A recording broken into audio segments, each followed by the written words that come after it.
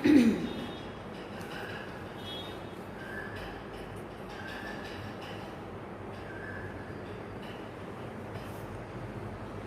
शांति।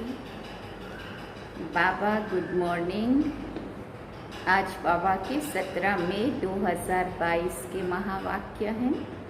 बाबा ने सार में कहा, मीठे बच्चे, आधा कल्प तुमने जिस्मानी यात्राएं की, अब रूहानी यात्रा करो।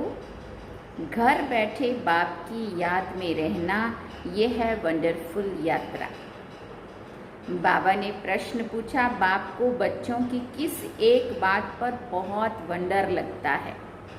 तो बाबा ने उत्तर में कहा, जिस जागीर के लिए बच्चों ने आधा कल्प धक्का खाया, पुकारते रहे, वो जागीर देने वाला जब आया है, तब उनका बनकर भी फारगती दे देते हैं। तो बाप को वंडर लगता है, बच्चे चलते चलते ऊंच चढ़ने की बजाय बिल्कुल नीचे गिर पड़ते हैं। ये भी कैसा वंडर है। द्वापर युग से, युगों से, हम 2 युगों से उसको पुकारते आए, जगह जगह उसके लिए ढूंढना, धक्का खाना, क्या क्या नहीं किया, व्रत, नेम, उपवास, जो भी कुछ है ना, कष्ट उठाए। और जब वो मिल गया तो फिर हम माया के वश होकर के अगर उसको फारगती दे देते हैं, पाया भी खो देते हैं। तो बाबा को वंडर लगता है कि आज तक तो मुझे ढूंढ रहे थे, जब मिल गया तो फिर मुझे छोड़ के जाते। कैसा वंडर है। और एक प्रश्न बाबा ने पूछा, किन बच्चों को बाप द्वारा बहुत अच्छी दक्षिणा मिलती है? किन बच्चों को बाप द्वारा बहुत अच्छी दक्षिणा मिलती है? तो बाबा ने उत्तर में कहा, जो बच्चे बाप के रचे हुए यज्ञ की अच्छी संभाल करते हैं और सदा श्रीमत पर चलते हैं, उन्हें बाप द्वारा बहुत अच्छी दक्षिणा मिलती है। अभी हमें अपने आप को चेक करना है, हम कितना दिल से बाबा के यज्ञ की संभाल कर रहे हैं, बाबा के यज्ञ की मदद कर रहे हैं। गीत सुना, हमारे तीर्थ न्यारे हैं। ओम शांति। रूहानी यात्रियों ने ये गीत सुना। तुम बच्चे हो रूहानी यात्री। वो जो यात्रा पर जाते हैं उनको कहा जाता है जिस्मानी यात्री। वो जिस्मानी यात्रा भी आधा कल्प चलती है। जन्म बाय जन्म तुम यात्राएं करते रहे हो। वो जिस्मानी यात्राएं करके फिर भी लौटकर घर में आ जाते हैं। तुम्हारी ये है रूहानी यात्रा। वो होते हैं जिस्मानी पंडे, तुम हो रूहानी पंडे। तुम पंडों का उस्ताद कौन है? फिर बाबा पूछते, तुम रूहानी पंडों का उस्ताद कौन है? निराकार परम पिता परमात्मा। उनको कहा जाता है पांडव सेना का आदि पिता। तुम जानते हो हम देह अभिमानी थे, अभी बाप आकर हमें क्या बनाते हैं? देही अभिमानी बनाते, आत्माओं को वापिस घर ले जाने के लिए। अब तुम रूहानी यात्रा पर हो, इसमें कर्मेंद्रियों की बात नहीं रहती है। यात्रा पर हमेशा पवित्र रहते हैं, फिर लौट कर आते हैं तो विकारी बन जाते हैं। यात्रा पर जाना भी गृहस्थियों को है। निवृत्ति मार्ग वाले वास्तव में निवृत्ति मार्ग तो वास्तव में गृहस्थ धर्म से न्यारा है। यात्रा पर ले जाने वाले हमेशा ब्राह्मण होते हैं। गीत भी है, 4 धाम में फेरा किया। वो दूसरी भाषा में कहते हैं, चारों तरफ लगाए फेरे, फिर भी हरदम दूर रहे। परंतु फिर भी बाप से दूर रहे। अब बाप यात्रा पर ले जाने के लिए तुमको पवित्र बनाते हैं। मुक्ति जीवन मुक्ति में ले जाएंगे, फिर इस पतित दुनिया में आना ही नहीं है। यही दुनिया फिर पावन दुनिया बनेगी और उसमें हम पावन देवी देवता के रूप में आएंगे। वो जिस्मानी तीर्थ करके फिर लौट आकर गंदे धंधे करते हैं। यात्रा पर क्रोध की भी मना करते हैं। खास वो टाइम पतित नहीं बनते हैं। 4 धाम की यात्रा करने में 3-4 मास लग जाते हैं। अभी तुम जानते हो हम आत्माएं जा रही हैं। बाप का फरमान है, जितना हो सके मेरी याद में रहो। यह है मुक्ति धाम की यात्रा। तुम वहाँ जा रहे हो, वहाँ के रहवासी हो। कहाँ के? परम धाम के। बाप रोज रोज कहते हैं मुझे याद करो तो विक्रम विनाश होंगे और तुम आगे जाते रहेंगे। घर बैठे तुम ये यात्रा करते हो तो वंडरफुल यात्रा हुई ना। योग अग्नि से सब पाप कटते हैं। आधा कल्प जो तुमने जिस्मानी यात्रा की है, पहले अव्यभिचारी यात्रा थी, फिर व्यभिचारी यात्रा हुई। अव्यभिचारी मन एक के लिए और व्यभिचारी मन अनेक जगहों पर। पूजा भी पहले एक शिव की करते हो, फिर ब्रह्मा विष्णु शंकर की, फिर लक्ष्मी नारायण आदि की। अभी तो देखो कुत्ते बिल्ली ठीकर भीतर आदि सबको पूछते रहते। बाप समझाते हैं बच्चे ये सब है गुड़ियों का खेल, गुड़ियों की पूजा। फिर बाबा ने कहा शिव बाबा की और देवी देवताओं के ऑक्यूपेशन को भी नहीं जानते। गुड़ियों का ऑक्यूपेशन नहीं होता है। शिव बाबा के ऑक्यूपेशन को ना जानना वो जैसे पत्थर पूजा हो गई। फिर भी कुछ न कुछ मनोकामना पूरी होती है। सतयुग में जिस्मानी यात्रा होती नहीं है, वहाँ मंदिर आदि कहाँ से आए? ये तो भ्रष्टाचारी दुनिया है। अपने को पतित समझते तभी तो पावन होने के लिए गंगा स्नान आदि करते हैं। कुंभ के मेले का भी राज समझाया है। ये है सच्चा सच्चा संगम। गाया भी जाता है आत्मा परमात्मा अलग रहे बहुकाल। सुंदर मेला कर दिया जब सतगुरु मिला दलाल। सच्चा सतगुरु पतित पावन दलाल के रूप में आकर मिलते हैं। उनको अपना शरीर है नहीं। इस दलाल द्वारा, ब्रह्मा बाबा के लिए कहा, इस दलाल द्वारा तुम आत्माओं की अपने साथ सगाई कराते हैं अथवा बच्चों को अपना परिचय देते हैं। बच्चे मैं आया हूँ तुमको शांति धाम की यात्रा पर ले जाने, पावन दुनिया में ले जाने। बच्चे जानते हैं भारत पावन था, एक ही आदि सनातन देवी देवता धर्म था, आर्या धर्म नहीं था। आर्या और अनार्या, अगर देवताओं को आर्या कहें तो आर्या धर्म में राज कौन करते थे? आर्य कहा जाता है पढ़े हुए को। हाँ, पहले बाबा कहता सुधरे हुए, पढ़े हुए। अगर देवताओं को आर्या कहें, बाबा कहते इस समय सब अनार्या अनपढ़े हैं। भले कितनी भी बड़ी बड़ी डिग्रियां ले ले, लेकिन ये स्थूल दुनिया की नॉलेज, असली पढ़ाई जो परमात्मा पिता के द्वारा हमें पढ़ने को मिली, आत्मा का परिचय, परमात्मा का परिचय, अपने घर का परिचय, दुनिया के आदि मध्यांत का परिचय, है ना, अपने देवता स्वरूप का, 84 का चक्र का सारा परिचय, तो पढ़ाई तो अभी पढ़ने को मिली, असली पढ़ाई, सच्ची पढ़ाई। बाबा कहते वो लोगों को तो वो नहीं आती, इसलिए बाबा ने क्या कह दिया, वो अनपढ़े। बाप दादा को नहीं जानते हैं। ऊंचते ऊंच है ही शिव बाबा, फिर ब्रह्मा विष्णु शंकर, फिर प्रजापिता ब्रह्मा, तो जगत अम्बा भी प्रजा माता ठहरी। इन द्वारा ब्राह्मणों की रचना होती है। ये है एडॉप्टेड चिल्ड्रन। फिर बाबा पूछते कौन एडॉप्ट करते हैं? शिव बाबा ने ब्रह्मा द्वारा हमें अपना बनाया ना, एडॉप्ट किया।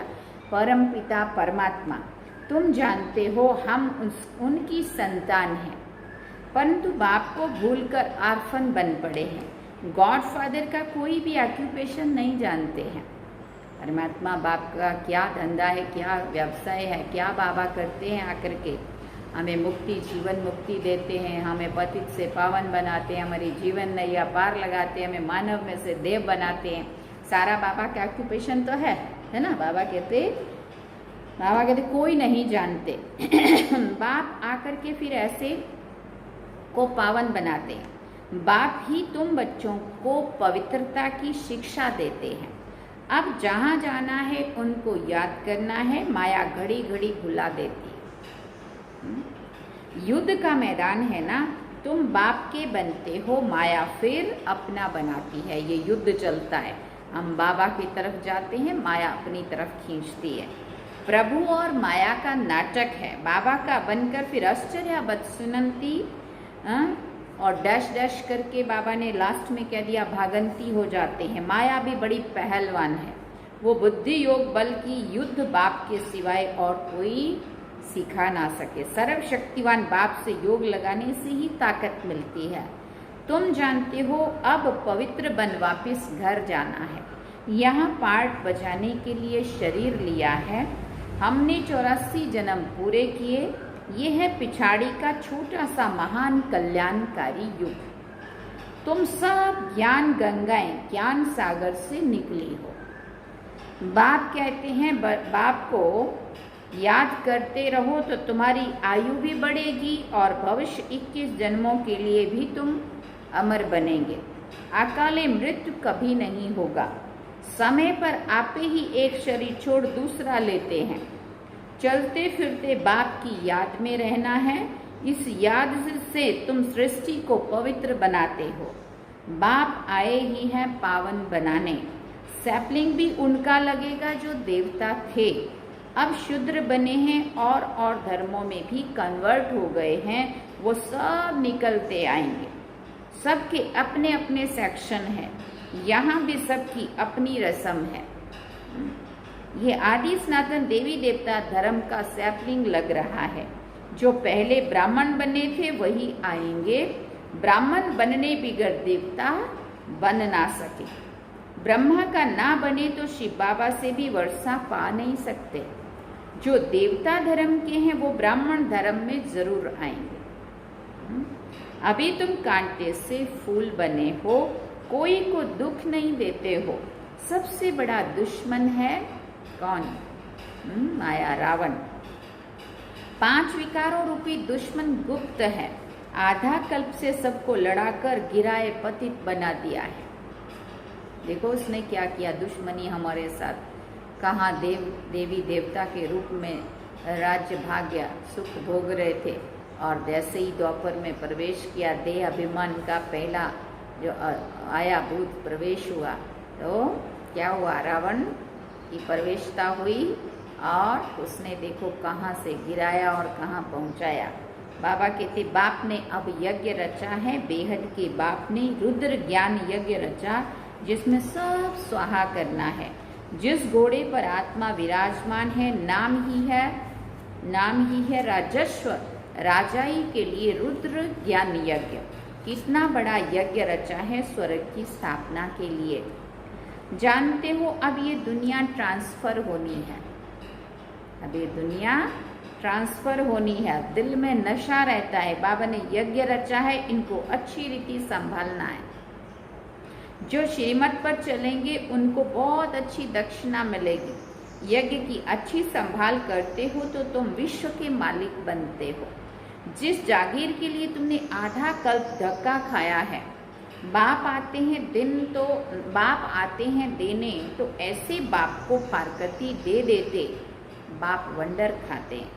सजनियाँ गाती थी आप पर बलिहार जाऊं, अब आया हूं तो मेरा बनकर फिर फारगती दे देते हैं। अब वो फिर ऊंच चढ़ने की बदले नीचे गिर पड़ते हैं। चढ़े तो चाखे वैकुंठ रस, गिरे तो डैश डैश।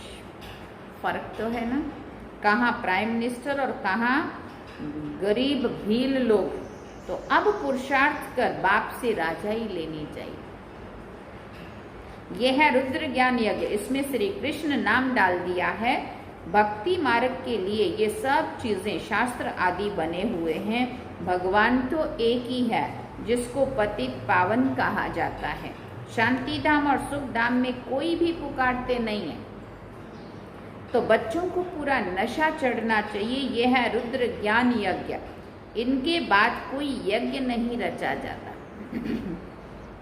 वो जिस्मानी यज्ञ रचते हैं आफतों को मिटाने के लिए। बाप कितनी बड़ी आधा कल्प के लिए आफतें मिटाते हैं, ये कोई साधु संत नहीं जानते हैं। मुख्य गीता माता जो भगवान ने गाई उसमें भी नाम श्री कृष्ण का डाल दिया है। तो अब मनुष्यों को सावधान करना है क्योंकि उन्हों का बुद्धि योग श्री कृष्ण से जुट गया है।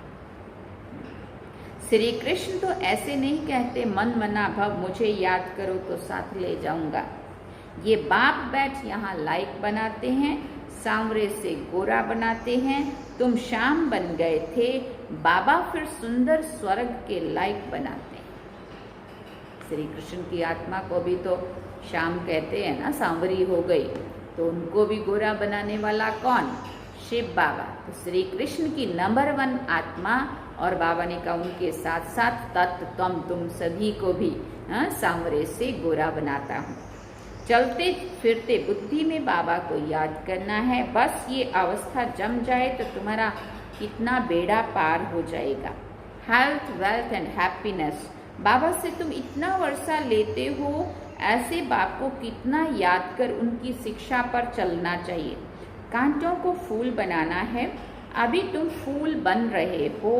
ये बगीचा है, अभी है फॉरेस्ट ऑफ थॉर्न्स, कांटों का जंगल। अकासुर बकासुर ये संगम के नाम है। उद्धार तो सबका होना है, जो जितना पढ़ेंगे पढ़ाएंगे, श्रीमत पर चलते रहेंगे, बाप से 21 पीढ़ी का वर्षा पाएंगे, तुम सदा सुखी बन जाएंगे। अभी तुम्हारी 100% चढ़ती कला है, फिर कलाएं कम होती जाती हैं। इस समय कलाएं बिल्कुल खत्म हो गई हैं। गाते भी हैं, मैं निर्गुण हारे में कोई गुण नहीं। बाप को रहम दिल कहते हैं, कल्प कल्प संगम पर आते हैं। भारत स्वर्ग होगा तो सब सुखी हो जाएंगे। अभी बच्चों को श्रीमत पर चलना है, आसुरी मत पर नहीं। बाप कहते मेरी सबसे जास्ती ग्लानी करते हैं, या तो कहते हैं नाम रूप से न्यारा, तो फिर या तो फिर कण कण में कह देते हैं। यह सब ड्रामा में नूंद है। तुम अब त्रिकालदर्शी बने हो और बाप को जानकर बाप से वर्षा ले रहे हो। अभी तो खूने नाहक खेल होना है। देखो बाबा कब से कह रहे हैं ये बात, और अभी सारे लोग भी ये बात को बोलने लग गए, क्योंकि सब कुछ तैयारी फुल हो चुकी है। नाहक सब आफतें आएंगी, कितने मरेंगे। भक्ति मार्ग में तो कितने देवियों के चित्र बनाते हैं, खर्चा भी करते हैं, देवियां बनाकर पूजा करके और फिर डुबो देते हैं। तो गुड़ियों की पूजा हो गई ना। काली का कैसा चित्र बनाते हैं। ऐसे कोई मनुष्य थोड़ी होते हैं क्या जीभ निकाल करके, खतरनाक। बाबा कहते हैं यहाँ तुम बैठे हो, यात्रा पर हो, ट्रेन में बैठे भी रूहानी यात्रा पर हो। बुद्धि यात्रा पर लगी हुई है। अगर बुद्धि योग लगा हुआ नहीं है तो वो टाइम वेस्ट हो जाता है। बाप कहते हैं टाइम वेस्ट नहीं करना है, तुम्हारा टाइम बहुत वैल्यूबल है। सेकंड भी कमाई बिगर छोड़ो नहीं। बाप तो फुल पुरुषार्थ कराते हैं। बाबा ने विश्व को स्वर्ग बनाने के लिए ये यज्ञ रचा है। बाबा बाबा करते रहना है तो बेड़ा पार हो जाएगा। हम ब्राह्मण हैं, हमारे ऊपर बहुत बड़ी रिस्पॉन्सिबिलिटी है। बाप कहते हैं बच्चे आत्माभिमानी बनो, मनसा वाचा कर्मणा, किसी को भी दुख नहीं देना है, बहुत मीठा बनो। क्रोध से बड़ी डिससर्विस कर लेते हो, क्योंकि लोग क्या बोलते हैं, तो ओम शांति वाले, तो ओम शांति वाले क्रोध कर सकते हैं? कभी नहीं कर सकते। और अगर करते हैं तो फिर लोग क्या कहते हैं, देखो ओम शांति वाले। ओम शांति कहना ही फिर जैसे बाबा का नाम बदनाम करना। संपूर्ण तो कोई बने नहीं है, ये भूत बड़े खराब हैं। अच्छा, मीठे मीठे सिकिल दे बच्चों प्रति माता पिता बाप दादा का याद प्यार और गुड मॉर्निंग। रूहानी बाप की रूहानी बच्चों को नमस्ते। हम रूहानी बच्चों की रूहानी माता पिता बाप दादा को दिलवा जान सिकवा प्रेम से याद प्यार, गुड मॉर्निंग, नमस्ते, थैंक यू बाबा, शुक्रिया बाबा। अब धारणा के लिए मुख्य सार है। पहला पॉइंट, ये टाइम बहुत वैल्यूबल है, इसलिए 1 सेकेंड भी इसे कमाई बिगड़ नहीं छोड़ना है। आत्माभिमानी रहने का पूरा पुरुषार्थ करना है।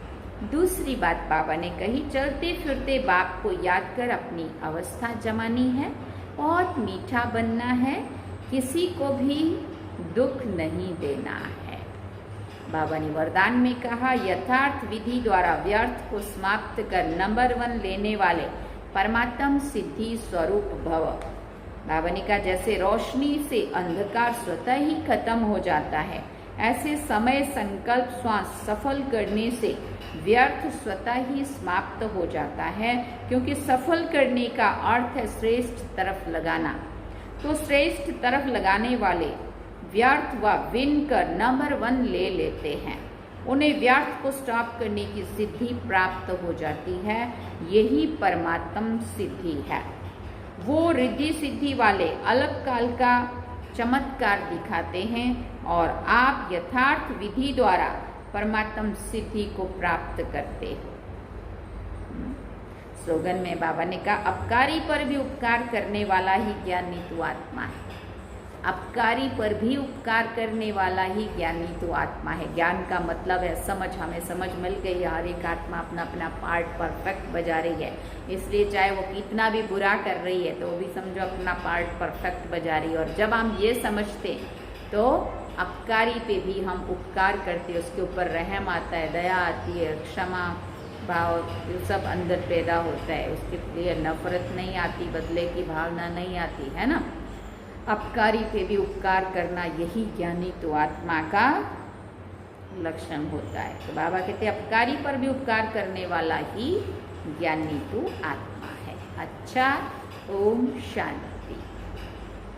सार में बाबा ने कहा, मीठे बच्चे, आधा कल्प तुमने जिस्मानी यात्राएं की, अब रूहानी यात्रा करो। घर बैठे बाप की याद में रहना, ये है वंडरफुल यात्रा। चाहे हम कहीं पे भी बैठे, लेकिन अंदर से मन से कहीं कहीं दूर दूर की परम धाम की यात्रा कर रहे हैं। एक सेकंड में परम धाम पहुंचते, दूसरे में सत्यु की दुनिया का अंदर ही अंदर चिंतन मंथन चलता है तो वहाँ पहुंचते हैं ना। संगम युग पे आते हैं। तो ये क्या है? यात्रा है ना। बैठे बैठे वंडरफुल यात्रा है ना। तो ये यात्रा पर हमें हमेशा रहना।